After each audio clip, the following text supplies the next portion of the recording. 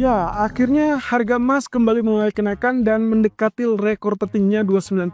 Tapi tenang, belum tembus rekor terbaru, tapi soon. Kemungkinan akan lebih cepat dari apa yang kita perkirakan dan mungkin semakin dekat juga dengan level 3000. Tapi kira-kira apakah itu akan terjadi? Kita lihat ulasan berikut ini. Oke, ini adalah grafik pergerakan dari US dollar yang ternyata ada sedikit pantulan di situ yang memang cukup wajar ya, mengingat dengan penurunan dari 1, 2, 3, 4, 5 hari berturut-turut dia turun.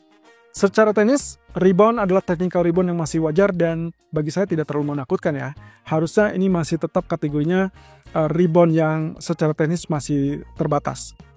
Artinya, berbalik lagi dengan posisi candlestick bearish yang ini, posisinya adalah kita tetap mengindikasikan bahwa kalau misalkan selama tidak tembus resisten tertingginya atau katakanlah mungkin resisten kedua, maka kemungkinan dia tidak akan terjadi kenaikan lebih lanjut. Artinya lagi, kalau misalnya kita lihat dari sini, posisinya adalah kenaikan tersebut adalah wajar, lalu kemudian nantinya akan berbalik turun. Dan itu berarti kita anggap saja spike, lalu kemudian dia tertekan turun.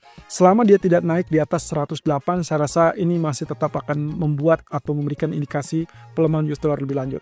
Nah, satu sisi, kalau kita perhatikan dari US Treasury-nya juga sama, terjadi pantulan rebound, tapi lagi-lagi kita punya area abu-abu di sini, dan itu adalah kaitannya dengan candle bearish yang tadi. Ya, ini yang paling panjang, kemudian kita punya resisten pertama dan resisten kedua.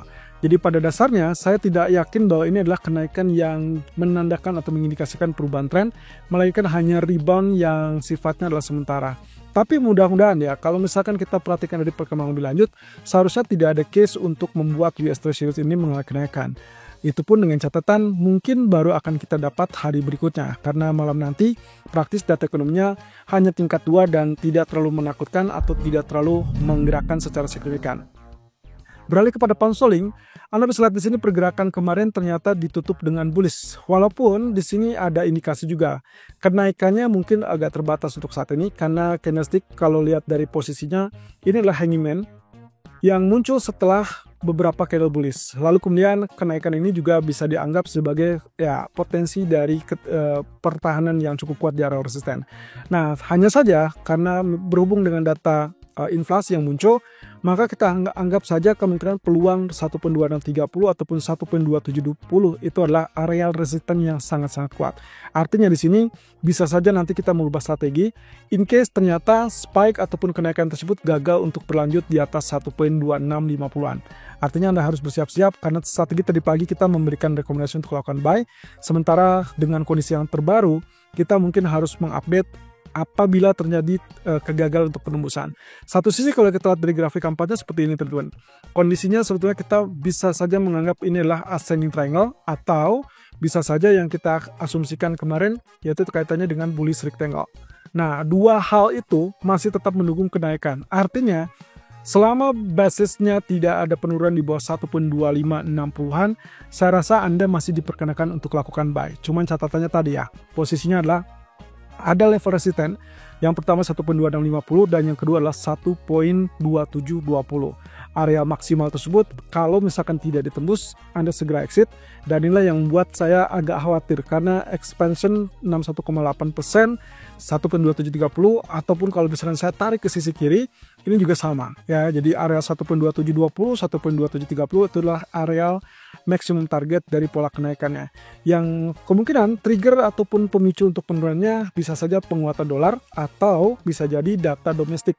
Yang saya harapkan sebetulnya data domestik baru akan terjadi di hari Jumat. Jadi untuk hari ini Anda masih aman buy selama syarat-syarat tadi terpenuhi. Sementara untuk crude oil, saya masih melihat posisinya agak skeptis untuk terjadinya kenaikan ya. Kalaupun misalkan dia sudah naik di atas zona orange ini, sebetulnya bukan berarti dia akan cenderung naik. Tapi yang saya khawatirkan adalah kaitannya dengan penembusan areal trendline ini. Ya, trendline yang ada di area merah ini sudah ditembus. Dan saat ini, kalau misalkan tanpa ada areal rectangle seperti itu, harusnya kita melihatnya adalah ini kesempatan untuk lakukan buy untuk kemudian target ke level 7280 ataupun 7430. Nah, cuman di sini yang saya lihat, kalau misalkan saya abaikan garis merah tadi, lalu kemudian saya membentuk areal garis biru ini, maka ini adalah sebagai potensi dari grafik ataupun pola yang kita sebut dengan bearish flag ya. Jadi harapan saya kalau melihat seperti ini, harusnya kita akan dapat rejection di zona resisten, kemudian dia akan turun kembali dan melanjutkan penurunannya seperti yang terjadi pada periode ini. Nah, ini yang kita sebut dengan bearish flag-nya. Sehingga pantulan saya anggap sebagai kesempatan untuk lakukan sell.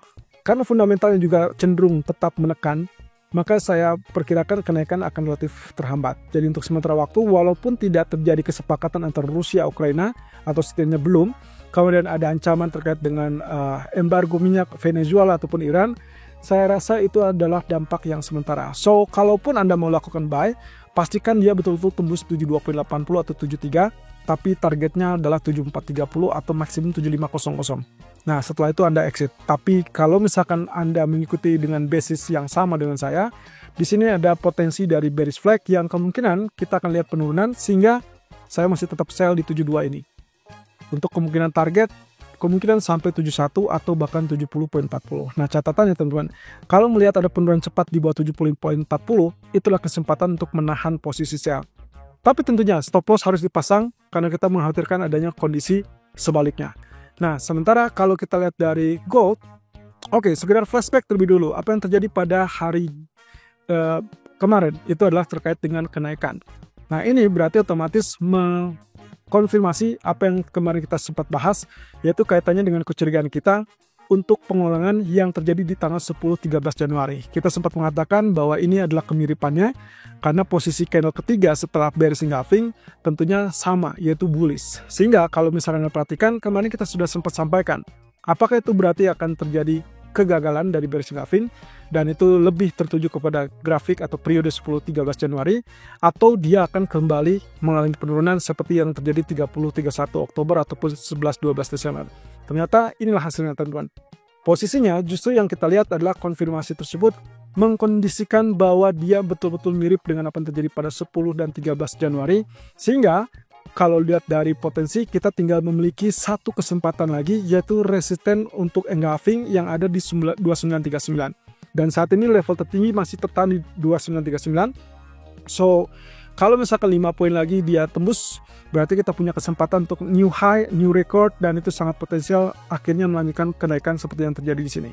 Nah, otomatis posisi tersebut justru akan memberikan kesempatan untuk kita peluang lebih besar untuk melanjutkan kenaikan itu sampai at least target berikutnya new record kemungkinan 298. Nah, dengan demikian eksekusi, kalaupun misalkan kita tidak mendapatkan area orange yang memang kita tunggu-tunggu di area 2907 sampai 2915 atau bahkan 2913 sampai 2921, Anda masih bisa follow buy, directly follow buy begitu dia tembus 2939 ataupun 2942 dengan proyeksi target 2968 tersebut, atau yang terdekat 2955 atau 2950-an.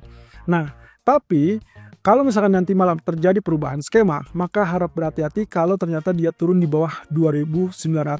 Intinya adalah secara keseluruhan, selama tidak terjadi penurunan di bawah 2900, maka yang kita lihat ini adalah area bullish.